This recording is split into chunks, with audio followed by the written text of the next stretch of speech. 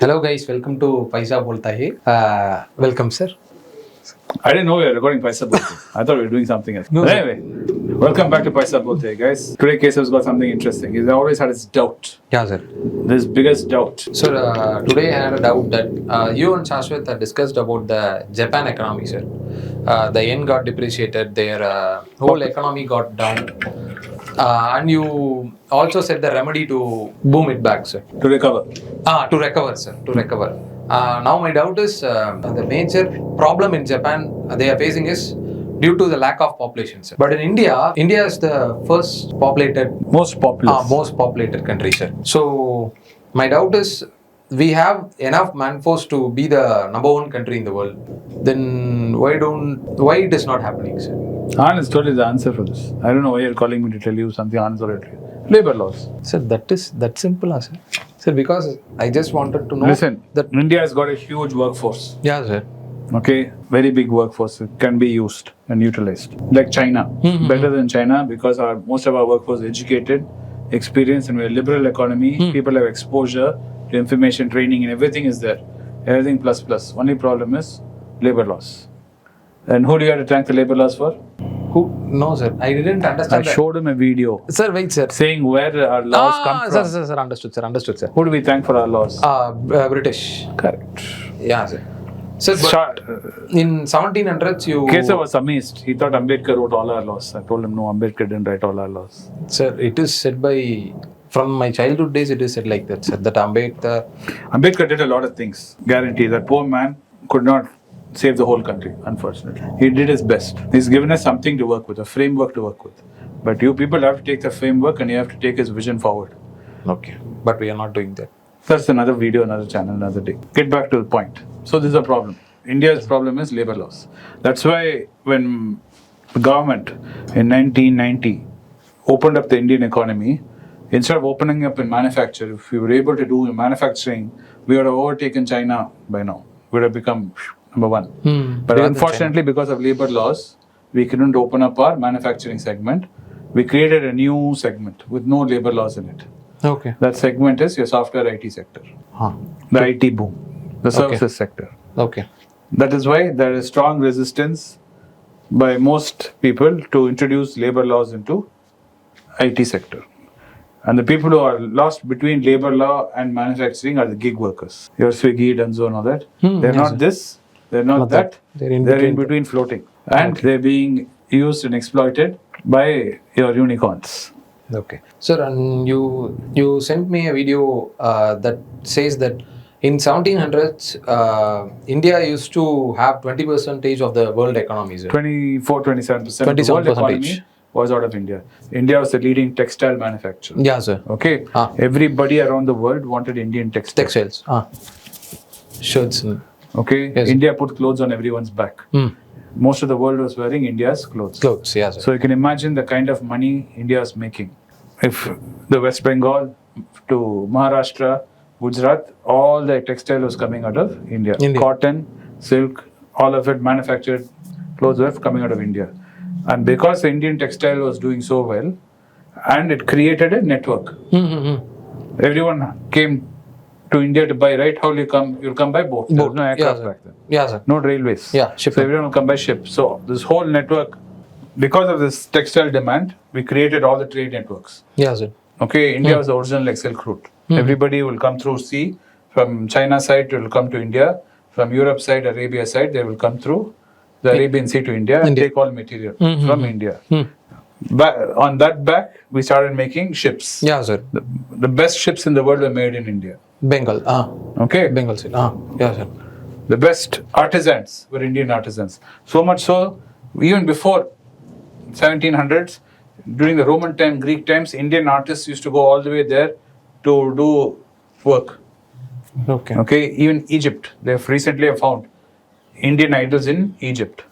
Oh. Okay, that's how wide our network was. And all that money was through trade. Trade is what makes a country great.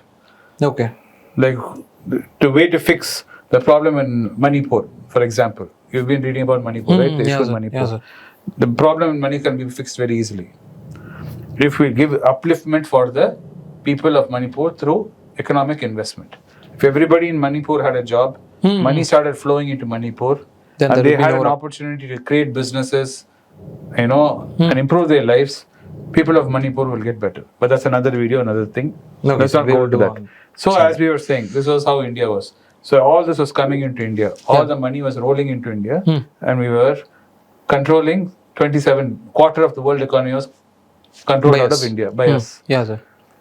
We were sitting like one red goose, like a fat chicken we were sitting. Yeah, sir. But the thing that happened next still affecting us, sir. Correct. The British came. Yeah, sir. It all led because Aurangzeb, the way he took the throne from his father, the man who built Shah Jahan, who built Taj Mahal. Yeah, sir. Taj Mahal. Okay, that's the father of Aurangzeb. He did all that. He took the throne, the peacock throne.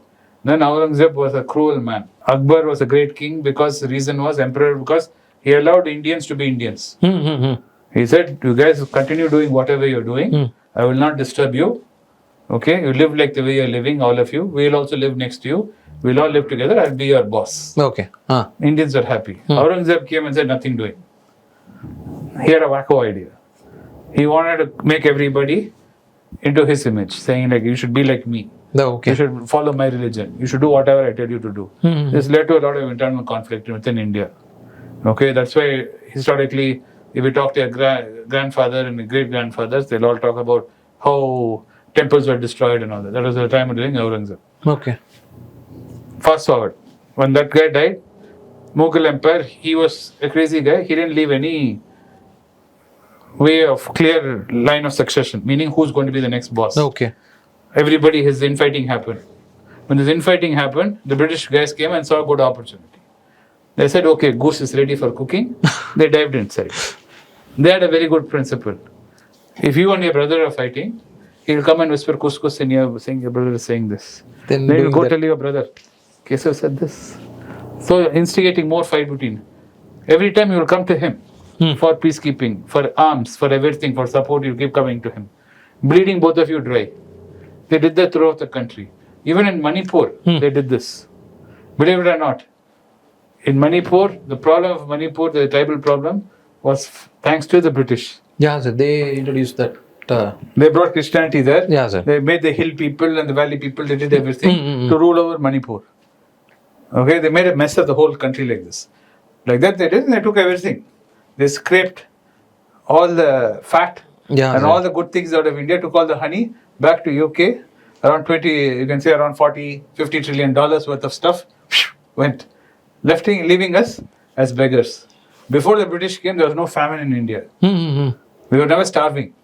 We were fighting, like everybody fights. In all households, everyone, the British were fighting. We were also fighting like that. Nothing like that. But we did not starve each other to death. British came, they made sure we had famine after famine. Okay? Something about 85 million Indians died. Okay. 85 millions is like a huge number for you. You know how big that is? 8.5 crores. Imagine 8.5 crores. Yes, sir. Bodies were stacked riverside.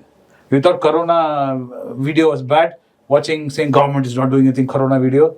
The British were doing that on mass throughout India. Nobody said a word. Indians were being slaughtered. Nothing happened. What happened? Nothing happened. Because they had the guns, they were ruling us.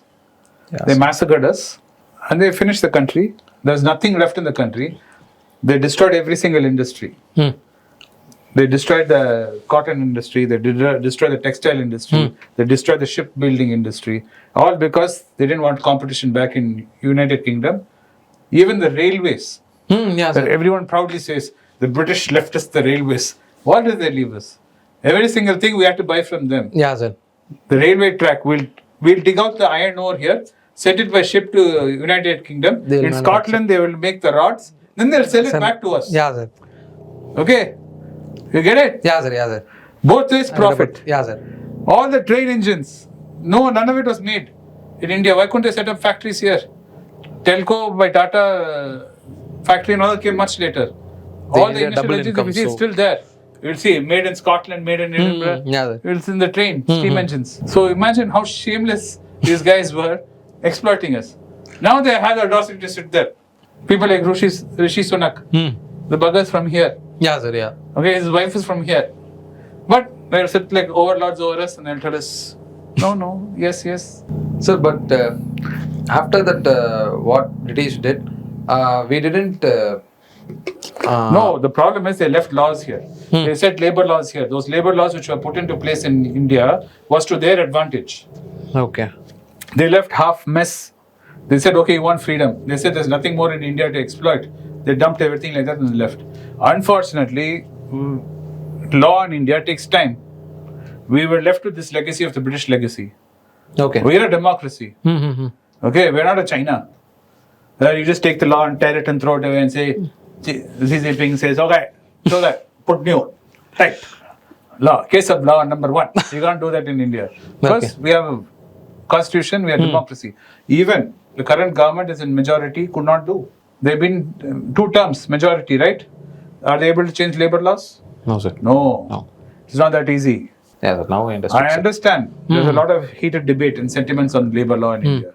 Because, yes, people have been, labor has been exploited. Like how gig workers are suffering now. There was a time in India where labor was suffering. So they put all these things into place, protection. I understand all this. But we are moving now. When the country needs to compete, when everybody else is working in a different level, we also have to work in that level. We'll have to reform it. I'm not saying you have to scrap it, but you have to change it so that it makes us competitive. Until and unless that is done, India cannot take the potential of its population and do anything.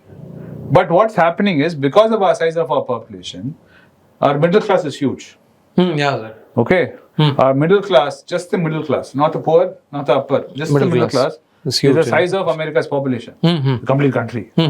So you can see the potential. That's why every single brand wants to be in India.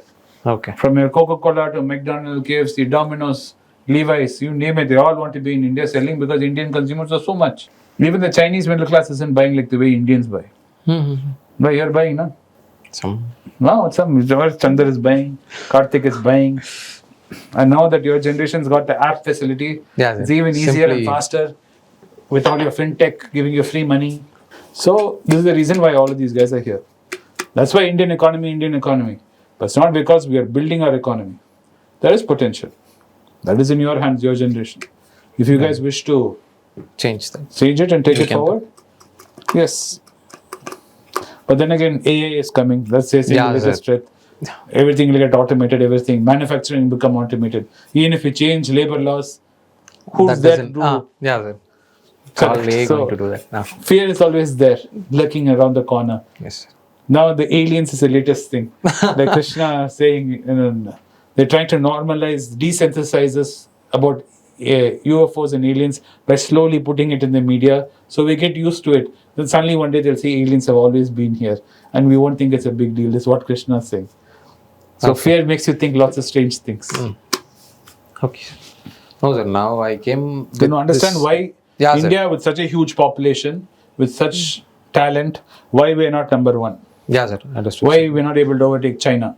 Understood, sir. That time I didn't know all these labor laws and all is there to control our.